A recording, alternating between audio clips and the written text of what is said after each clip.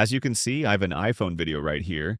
If I try to run it in the default media player, it will just not work because it is an MOV format, which isn't supported by Windows Media Player. So you need to go and download any other media player that supports this format. I'll suggest you VLC Player. Just open their official website. Click on this download button and start the download. When it completes, just go and install it.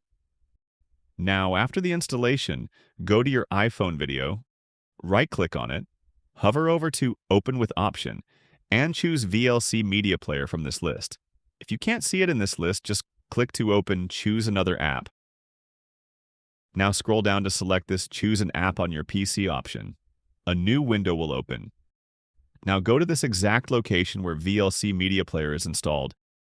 As you can see in this address bar, select VLC Player and click Open. Now choose Always, so next time iPhone videos will automatically run in VLC Media Player. If you find this guide useful, then please consider subscribing and liking the video.